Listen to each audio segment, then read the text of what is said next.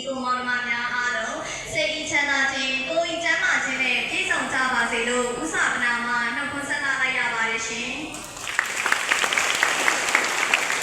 ဒီမှာကတော့လူတော်သကောင်းများကိုဝေထုတ်ပေးရာစတန်ကိုပိုင်ထိုက်တန်းကြောင့်ရဲ့ဧကတသမတန်းမှာထူးခြားစွာပညာသင်ကြားနေတဲ့အနာဂတ်ကိုလင်းအောင်ခြင်းခွင့်ရတဲ့ကိုစောင့်ယူတဲ့မဲ့မတ်ဇင်းဝင်းမုံချေဖြစ်ပါရဲ့ရှင်။ဒီနေ့မှာတော့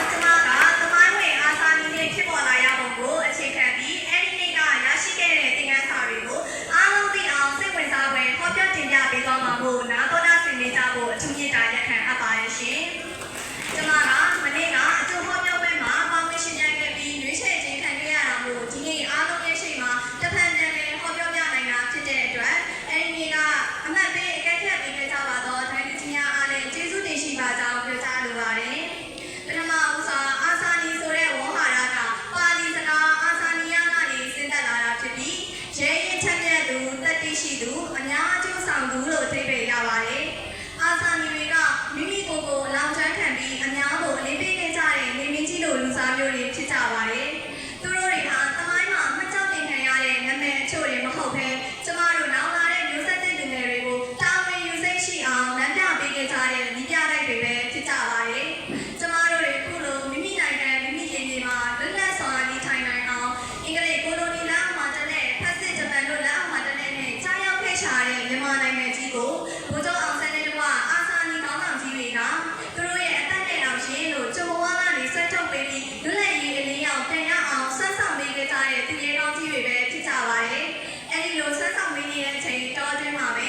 မတမာသူလူတစုရဲ့လောက်ကျန်ခြင်းကိုခံလိုက်ရရှာတဲ့နေ့တစ်နေ့ကိုတော့အာစာနီနေ့လို့မြန်မာတို့ကသတ်မှတ်ခဲ့ကြတာပဲဖြစ်ပါတယ်။ကျမတို့ဟာအဲ့ဒီအာစာနီစိတ်ဓာတ်ကိုအကျိုးယူပြီးမွေးမြူတင်ကြပါတယ်။နှစ်တိုင်းလိုရက်ပေါင်း365ရက်ရှိကြတဲ့နေမှာမြန်မာပြည်သူလူထုရဲ့စိတ်နှလုံးကိုအနက်ရှိုင်းဆုံးထိခိုက်နာကျင်စေခဲ့တဲ့နေ့တစ်နေ့ကိုပြောပါဆိုရင်1948ခုနှစ်ကာလကဇူလိုင်လ19ရက်နေ့စနေနေ့လို့ပြောရမှာဖြစ်ပါတယ်။ဇူလိုင်လရောက်တိုင်းမိုးတွေရွာလေးရှိပါတယ်။အဲဒီနေ့ကရွာခဲ့တဲ့မိုးကတော့တာမန်မိုးမဟုတ်ပဲမြန်မာပြည်သူတို့ရဲ့မျက်ရည်တွေပါရောရှက်ပါဝင်နေတဲ့ပြည်သူတို့ရဲ့မျက်ရည်မိုးတွေလည်းဖြစ်ကြပါတယ်